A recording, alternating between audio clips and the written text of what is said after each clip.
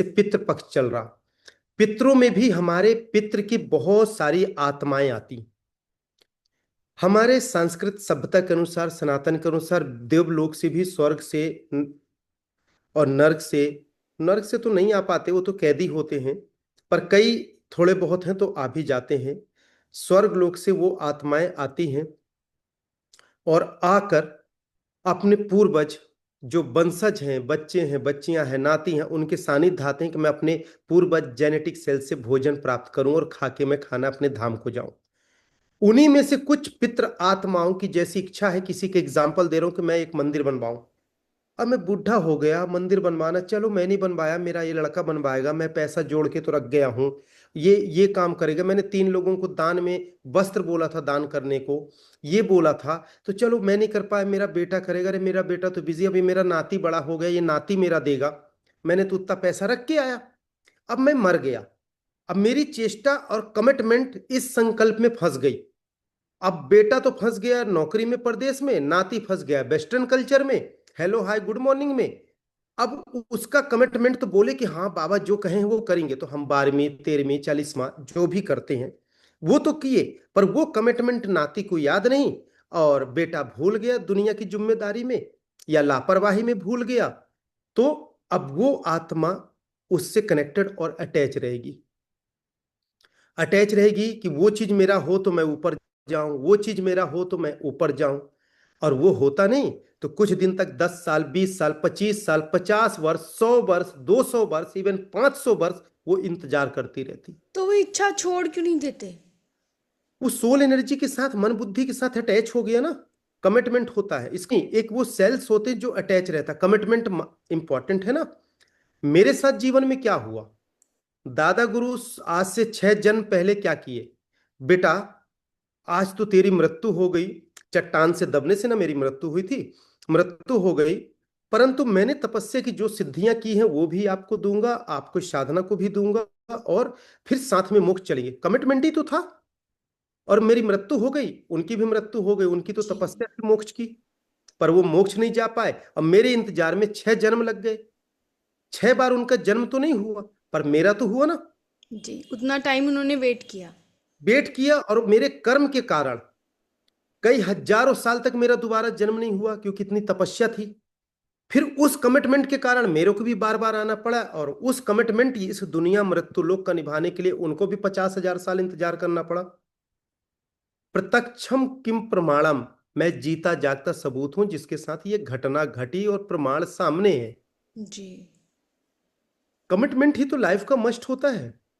यदि हम किसी से कमिटमेंट कर लिए ना, तो वो कमिटमेंट ऋणी हो जाता है, वो चेतना और आपके अवचेतन मन में सेव होता है, और अवचेतन मन की एनर्जी कभी डिस्ट्रॉय नहीं होती। मदरबोर्ड की इस कॉस्मिक एनर्जी, इस ब्रह्मांड और इस पृथ्वी ग्रह में वह चेतना ऊर्जा पड़ी रहती है, फिर एक समय बाद वह चेतना ऊर्जा फिर वापस उसी में आके अटैच होती है। ऐसा कुछ नहीं है, होता ही है। अब जी। उसके बाद पितरात्मा क्या करेगी, अरे इतने साल हो गए ये कुछ नहीं कर रहा, तो फिर वो पितरात्मा नाराज हो जाती। अब नाराज हो जाती है तो उस लेवल का कोई साधक हो जो उनसे बात कर सके, उनको देख सके, उनके कमिटमेंट को जान सके, उनके कमिटमेंट को समझ सके, और उनके कमिटमेंट को पूरा करने के लिए उनको बता सके। फिर सेकेंड स्टेप आता है कि उसके न्यू जनरेशन के 4-5 पीढ़ी वाले उस चीज को समझे, माने, और संसारिक अर्थ से उसकी पूजा और उसके उस कमिटमेंट को करे। उस समय जो 2 आने का था, आज वो 2 लाख का है। तो करेंगे नहीं तो पितृ फंसेंगे, तो वो आत्मा फिर बद्दुआएं देगी जो ब्लेसिंग दी, क्योंकि जमीन जायदाद तो उसी का क्रम से चला ना जिसको आपने मल्टीपल किया, तो जी। जड़ चेतन तो वही हुए। तो जी। वो राइट समझेंगे, तो फिर क्या करते हैं, व्यापार में नुकसान, नौकरी में नुकसान, हेल्थ में नुकसान, और ज्यादा क्रोध हो गया तो अकाल मृत्यु में भी हो जाती है, अकाल मृत्यु भी हो जाती है, अंधे लूले लंगड़े भी हो जाते हैं। और कई बार उस तरह की सोल नुकसान नहीं करते, तो धीरे धीरे घर पे ऐसा निगेटिव ऑरा आएगा, पूरा पॉजिटिव दिखेगा दुनिया की हर ताकत, पर आपको बेनिफिट कहीं से कुछ नहीं होगा। परेशान रहोगे, फ्रस्ट्रेशन रहोगे, जिंदगी नरक हो जाती है। तो फिर क्या करना और चाहिए? और दुनिया में लोग जान नहीं सकते। जी। प्रॉपर वे में ये देखो कि सोल एनर्जी कहाँ से चल रही है। पितरों में कोई कमी हो तो कर दे। क्या करते हैं पितरों में?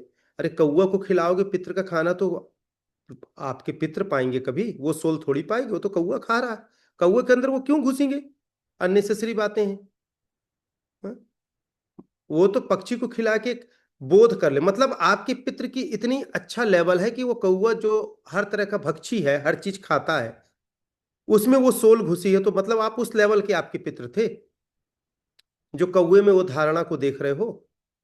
कबूतर में देख लो, हंस में देख लो, तो ऐसा नहीं देखते। कौवे में देख, तो ये सब मेरे दृष्टि के अनुसार मैं नहीं मानता इस चीज को। एक प्योर सोल जो अपने वंशज को चलाए, परिवार को चलाए, सकुशल ज्ञान दे के पीढ़ी को बढ़ाए, वो एक कौवे में जो मांस भी खाए, कुछ भी खाता है, उसके अंदर घुस के वो आपका खाना खा के जाएगा। कॉमन सेंस की बात है। तो हमें ऐस- तो ऐसे उनकी इच्छाएं पता चल नहीं सकती हैं, तो हमें जनरल कुछ क्या करना चाहिए? देखिए, उसके लिए आप स्वयं लोग साधना कर सकते हैं। डीप मेडिटेशन में जाएं। मेडिटेशन में जाके अपनी सोल एनर्जी को प्रॉपर रिकवर करें, उसको रीजनरेट करें, अपने आत्मबोध को करें, मन चित्त बुद्धि संस्कार को एक्टिव करें। फिर वो अपने अंतर आत्मा से पूछें। वह सोल उनके पूर्व के जेनेटिक उनको दिखेंगे, महसूस होगा, आभास होंगे। फिर उस गाइड को फॉलो करके वो कर सकते हैं। यदि उनके घर का वंशज दसों इंद्रियां से तहे दिल से कुछ भी करेगा, वो स्वीकार कर लेंगे, क्योंकि नाती से ज्यादा प्यार होता, फिर नाती से नीचे पंथी से और ज्यादा प्यार होता है। दादा को है ना, बेटे से ज्यादा बेटे से बेटे में प्यार होता है। जी। त्रुटि करके भी कुछ भी पूजा करेगा तो वो छोटी सी चीज में भी अपनी पूर्ति करके ब्लेसिंग देके इस दुनिया से जा सकते हैं। जो चक्रास और इस जन्म मरण के कमिटमेंट की दुनिया में जो फंसे हैं, उससे मुक्त हो सकते हैं। करने को तो हम भी करते हैं पितृ का, बट हम यहाँ नहीं कहना चाहते, क्योंकि ये कोई व्यापारिक दृष्टि नहीं है। यह एक आत्मबोध का ज्ञान है, एक आत्मबोध का मार्ग है। तो अपन ज्ञान और मार्ग की ओर चलेंगे, इस पॉडकास्ट के माध्यम से लोगों को जागरूकता की ओर चलेंगे, वो ज्यादा बेहतर होगा।